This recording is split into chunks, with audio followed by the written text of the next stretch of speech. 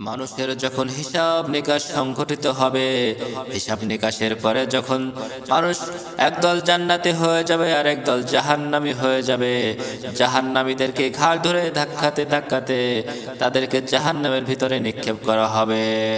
এরা হচ্ছে সাধারণ অপরাধী, এরা শুধু পাপ কাজ করেছে কিন্তু মনে মনে ইসলামকে ভালোবেসেছে, কিন্তু শয়তানের ধোঁকায় পড়ে নেকামল করতে পারেনি, আল্লাহর বিধান পালন করতে পারেনি।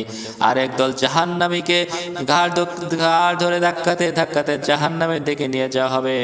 জাহান্নামের কিনারায় নিয়ে গিয়ে ওদেরকে বলা হবে, রে এই যে তোদের জন্য জাহান্নাম প্রস্তুত করা হয়েছে, এই দেখ সেই জাহান্নাম, যে জাহান্নামের ওয়াদা দুনিয়াতে তোদেরকে করা হয়েছিল।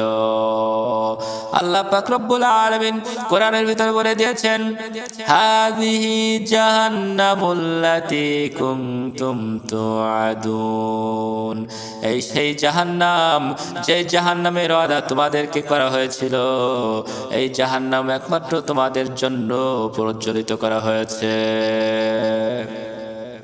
দুনিয়ার বুকে তোমাদের যতই পরকালের ভয় দেখানো হয়েছে, তোমরা পরকালকে বিশ্বাস করো নাই, জাহান্নামকে বিশ্বাস করো নাই, জান্নাতকে বিশ্বাস করো নাই, আল্লাহকে বিশ্বাস করো নাই, ধর্মকে মানো নাই, রাসূলের আদর্শকে ধারণ করো নাই। তোমাদের জন্যই জাহান্নামকে প্রস্তুত করা হয়েছে। তোমাদেরকে যতই বলা হয়েছে ভালো কাজ করো, আল্লাহর হুকুম পালন করো, আল্লাহকে মানো, তোমরা আল্লাহকে মানো নাই, আল্লাহর বিধিবিধান পালন করো নাই, বরঞ্চ তোমরা মসজিদ মাদ্রাসাকে ঘৃণা করেছো, আলেমদেরকে ঘৃণা করেছ, টুপিওয়ালা দাড়িওয়ালা দেখলে তাদেরকে জঙ্গি বলেছ, তাদের সাথে শত্রুতা পোষণ করেছ। আসো আসো, এই জাহান্নামের আগুন তোমাদের জন্য প্রস্তুত করা হয়েছে, এই জাহান্নামের আগুনে তোমরা প্রবেশ করো। বন্ধুরা আমার, এই দুনিয়াতে আপনি আমি যেভাবে চলি না কেন, আমাদের ভালো মন্দ সবকিছু লেখার জন্য দুইজন ফেরেশতা আছে। এই দুনিয়াতে দেখবেন সাংবাদিকরা, রিপোর্টাররা ক্যামেরা নিয়ে প্রস্তুত থাকে, কোথায় কি হচ্ছে তোলার জন্য তারা চলে যায় ক্যামেরা নিয়ে। আমাদের আল্লাহ পাক রব্বুল আলামিন এত সুন্দর করে সৃষ্টি করলেন, এত বড় জগতের মালিক যিনি, তিনি কি সিসি ক্যামেরা বসাতে পারেন না?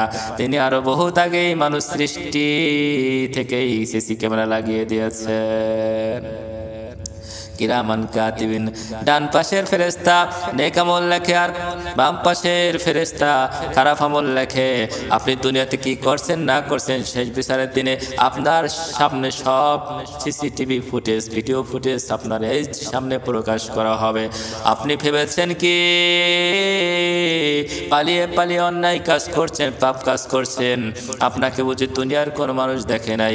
হ্যাঁ, দুনিয়ার মানুষ কেউ না দেখলেও তিনি দেখেছেন, যিনি আপনার আমার মালিক, আর তার কাছে আমাদের জবাব দিতে হবে। দুনিয়াতে অন্যায় করলে, পাপ কাজ করলে যদি জেলে যেতে হয়, শাস্তি ভোগ করার পরে মুক্তি পাওয়া হয়, কিংবা শাস্তি ভোগ করার আগেই জামিন পেয়ে যায় টাকা পয়সার বদৌলতে, কিন্তু পরকালে আল্লাহ পাক রব্বুল আলামিন তিনি ঘুষ খাবেন না, আর কারোর পক্ষ টেনেও কথা বলবেন না। অপরাধীকে শাস্তি দেওয়া হবে, আর যারা নেককার থাকবে তাদেরকে জান্নাত দেওয়া হবে। যারা আল্লাহর প্রিয় বান্দা থাকবে, আল্লাহ তাদেরকে শান্তি দিবেন, আর যারা আল্লাহর নাফরমান বান্দা থাকবে, আল্লাহ তাদের জন্য জাহান্নামকে প্রস্তুত করেছেন। দুনিয়ার বুকে যদি আপনি আমি ছোট্ট ছোট্ট নেকির কাজ করি, সেগুলো বাদ দেওয়া হবে না, আর ছোট্ট ছোট্ট গুনার কাজ করলেও সেগুলো ছাড় দেওয়া হবে না। প্রতিটা আমলের হিসাব আপনাকে আমাকে দিতে হবে। আল্লাহ পাক রব্বুল আলামিন 60 বছর 50 বছরের একটা জিন্দেগি দিয়েছেন। এই জিন্দেগিতে আপনি আমি কি করেছি, কি করলাম, কিভাবে কাটিয়েছি, সব কিছুর হিসাব আমার আল্লাহর কাছে দিতে হবে। এই জন্য আল্লাহকে ভয় করতে হবে, ভয় করার মতো ভয় করতে হবে।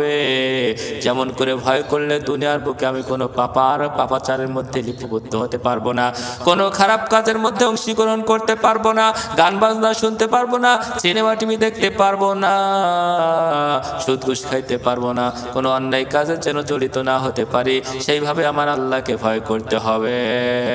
যারা আমার আল্লাহকে ভয় করবে, যারা আমার আল্লাহর ভয়, আল্লাহকে খুশি করার জন্য আল্লাহর হুকুম পালন করবে, আল্লাহ তাদেরকে মাফ করে দিবেন। আর যারা দুনিয়ার বাহাদুরি পাইয়া, টাকা পয়সা পাইয়া, শান শওকত পাইয়া আল্লাহকে ভুলে গেল, তারা পরকালে আল্লাহ তাদের সাথে পরিচয় দিবেন না, তাদেরকে কাছেও ডাকবেন না, তাদের শান্তিও দিবেন না। আল্লাহর যদি প্রিয় হতে হয়, আল্লাহর যদি ভালোবাসার বান্দা হতে হয়, তাহলে দুনিয়ার সমস্ত মায়া ত্যাগ করে আল্লাহর জন্য নিজের জীবনকে উৎসর্গ করে দিতে হবে। আমার আল্লাহ পাক রব্বুল আলামিন কত মায়া করে দয়া করে আমাদেরকে বানালেন। বান্দা যদি এইটা চিন্তা করতো, এইটা ভাবতো, তাহলে বান্দা কখনো আল্লাহকে ছাইড়া দুনিয়ার পিছনে পিছনে ঘুরতে পারতো না। যে সমস্ত ব্যক্তিরা, যেই সমস্ত আল্লাহর বান্দারা আল্লাহকে পাওয়ার জন্য ছুটেছে, আল্লাহকে পেয়েছে, আর আল্লাহকে যারা পেয়েছে সারা দুনিয়া তাদের পিছনে ছুটেছে, দুনিয়া তাদের পিছনে পাগল হয়েছে। আর যারা দুনিয়ার পিছনে ছুটেছে তারা আল্লাহকে পায় নাই, পরকালকে পায় নাই, তারা দুনিয়ার কিছুই পায় নাই। দুনিয়ার পিছনে একটা ব্যক্তি ছুটতে ছুটতে টাকা পয়সার মালিক হয়েছে। তার টাকা পয়সা যে কদিন থাকবে দুনিয়ার মানুষ তাকে সালাম করবে, যে কদিন তার শরীরে জোর থাকবে ততদিন মানুষ তাকে ভয় করবে। যখন তার সময় শেষ হয়ে আসবে তখন তাকে কেউ কদর করবে না।